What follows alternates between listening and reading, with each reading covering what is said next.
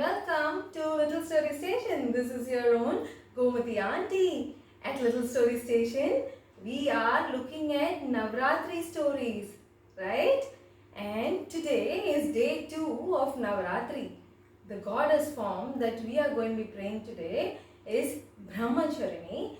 And shall we move on to look at the story of Brahmacharini? And for those of you who have not looked at my first video, which I uploaded yesterday, we are reading Nava Durga. This is the book we are reading, and this is written by Nalini Ramachandran and illustrated by Priyanka Pachpande. And we are going to be reading this book, the Nava Durga, the entire series of the Navaratri series. And today is day 2 of Navaratri. So, shall we move on and read about Brahmacharini and know more about her? Let's go.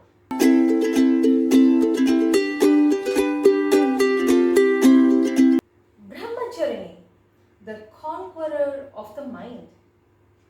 People thank Shailaputri for all the food she provides. But did you know that she herself had gone without eating much for, 5,000 years? Whoa! I can't even go without eating for 5 days, leave alone 5,000 years. Wow! Let's read on to find out how and why. During this time, she was deep in meditation and she was called Brahmacharini. Her name means an unmarried lady who meditates and seeks knowledge. On the second day of Navaratri, people pray to this form of Nava Durga. To know why the goddess sat in meditation for thousands of years and didn't eat even though she was hungry, let's go back to Shailaputri's story. So that's why you'll have to go check back the story of Shailaputri, and I'll leave a link here for you to go and look at that. And this is a continuation of Shailaputri's story. Shall we read? A tough job. After a long, winding journey through the mountains, perched on Nandi, Shailaputri, or Parvati as she was called, reached Mount Kailash. There, as Narada had said, she found Shiva sitting on a mount in deep meditation. Wow! At first, she was a little afraid to go near him. He had smeared ash on his body, he wore only tiger skin, and he had tied his hair in a shabby half bun. Wow, being a princess, looking at somebody like this would scare anybody, right? So she was scared to go near Shiva. A bird cooed loudly, flying over his head. Insects were crawling over his arms and legs, but Shiva sat still. Seeing this, Parvati was impressed. The more she looked at him, the more she felt drawn to the power of his meditation. He looked so calm. So, without disturbing him, she found a good spot far away and immediately sat down to meditate. In the beginning, it was difficult. She would scratch here and there or stretch her legs to rest. She would doze off in between, and her hunger tested her sorely. Her stomach, which seemed to have a mind of its own, growled every now and then. But Parvati continued to follow Narada's advice.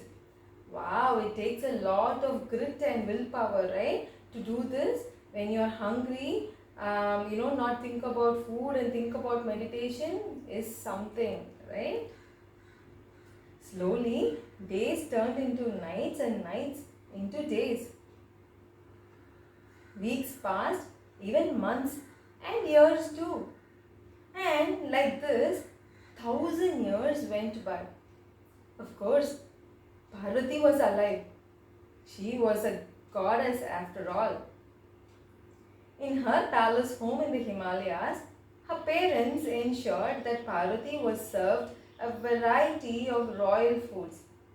But here, at the cold Mount Kailash, in the first few years, she ate only roots and fruits. For the next 100 years, she lived on leafy vegetables and shoots. All the gods were watching from the Devaloka. This is sad. Shiva has not even opened his eyes to see Parvati, let alone accept her as his wife in this life, sighed one of them. If this goes on much longer, we'll never be free from Tarakasura's rule, said another, shaking his head sadly. Parvati too realized that she had to meditate harder to get Shiva's attention. In the next 3,000 years, storms tortured her, rains lashed at her, and the sun burnt her skin, turning it as dark brown. But the goddess, like Shiva, continued to meditate. This time, she gave up eating leafy vegetables and only nibbled on leaves from the bale tree. And in the last 1,000 years of her meditation, she didn't even eat leaves. Her stomach empty, her mind was focused fully on Shiva. Wow, what a grit, right? What kind of a determination and perseverance should allow you to do such a meditation? At last, one day, Shiva opened his eyes. Parvati had caught his attention through her deep meditation. Shiva knew how devoted she was, but he decided to give her one final test to see how much she loved him in this life. Disguised as a sage, Shiva approached her. Brahmacharini, you have wasted 5,000 years of your life for that Shiva, but he doesn't care about you at all, he said. He does, Parvati said, slowly opening her eyes. Just as he is in my thoughts always, I am in his forever. But tell me, why would you want to marry a god who has no grand home, family, or riches? You wouldn't be happy with him. Your life would be full of glitches. The sage tried again. If I had wanted a big house, fine clothes, and good food, I wouldn't have left my father's palace. Parvati answered, Shiva and I don't need riches. We are each other's happiness. The sage smiled and appeared in his true form as Shiva. Seeing Shiva himself in front of her, Parvati smiled, relieved. You have suffered a lot because of me, Parvati.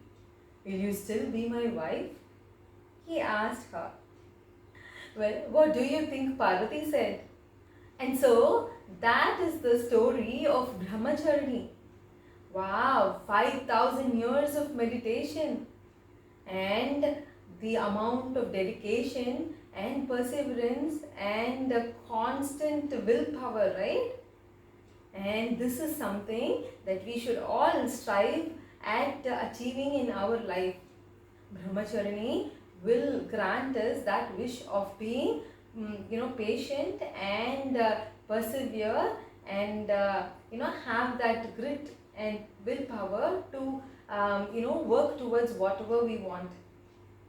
I truly wish and pray that Brahmacharini bestows such a beautiful blessing on each and every one of you. Reading on. Bay leaves on which Brahmacharini survived for 3000 years, along with cloves, fruits, and sugar, are offered to the goddess as prasad or sacred food offering on the second day of Navaratri. Her idol or image is decorated with hibiscus and lotus garlands. Devotees pray to Brahmacharini for courage and confidence to deal with problems, and also seek her help to be able to keep up with the Navaratri fast. Some of them fast for all 9 days, eating nothing at all. Others eat only some kind of food, giving up non-vegetarian food or items like onion and garlic. In the form of Brahmacharini, I live inside you as patience. If you keep working hard and honestly, you can achieve whatever you want. Wow, this is the message, if at all anything, that I want for you to take away from this particular episode. Yeah, as long as you work hard and honestly, you will achieve whatever you want. Yeah. Feasting after fasting. The best way to end the fast is with a feast. There are many stories from various regions of India about fasting and feasting during Navaratri. Here is one such tale from Punjab. Long ago, a band of bad demons ruled over the region of Punjab. These demons snatched people's food and left them to starve. Tired of their cruelty, the people prayed to Durga. I've provided enough food for all in the world, even the demons. There's really no need for them to turn into gluttons, said the furious goddess. She then appeared suddenly before the demons and fought a long battle with them, one that lasted an entire week. In the end, the goddess had defeated the gluttonous demons, and so on the 8th day, the day after the battle had ended, Durga invited the starving people to feast with her. All of them had their fill, and no one ate more than what was required. In Durga's honor, till today, many people in Punjab fast for the first 7 days of Navaratri. They break their fast only after they perform Kanya Puja, for which they invite and treat 9 young girls to a hearty meal on the 8th day. Wow, Kanya Puja is inviting Kanyas. These are little girls, and in many parts of the country, the Kanyas, the young girls, are considered goddess themselves, and they are treated with special respect, and they are fed good nice food. Sometimes they also get nice dresses and jewelry and all those gifts, and especially to make these kanyas happy, right? Jagratha, Punjab. In Punjab and other northern states, people organize Jagrata or Jagran during Navaratri. This is a celebration where people gather in one place and spend an entire night singing praises of the goddess. No one sleeps a wink. Why?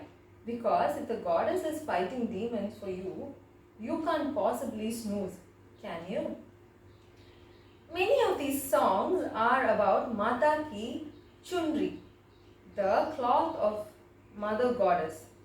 The red and gold chunri or dupatta is a symbol of Durga's power or Shakti. It is draped over the goddess's idol in temples or spread over the seat on which the idol is kept. Devotees too wear the chunri during Jagrata as a band or bandana around their heads. So that is how Brahmacharini is celebrated in Punjab. Yesterday we saw about how Durga Ma is celebrated in Haryana and in Goa. Today it is Punjab. So in Punjab it is called Jagrata. Alrighty, as we saw, today is all about the grit and willpower and patience. So today I request and urge you to tap your power of being patient. If there is something irritating that is happening around you, be patient. If there is some thing that you are trying to achieve, you get so impatient because you are not getting the kind of result that you want, keep at it. Perseverance, willpower and hard work will definitely and surely lead to success. With that note, I would like to say goodbye for today, and tomorrow I will see you again with the third form of Goddess Durga Devi. I hope you get an opportunity to go visit the temple to pray to Goddess Durga, and also visit different houses for Golu and eat a lot of sundal and sweets. Auntie will meet you again tomorrow. Until then, take care and read a lot of books, you guys. Bye.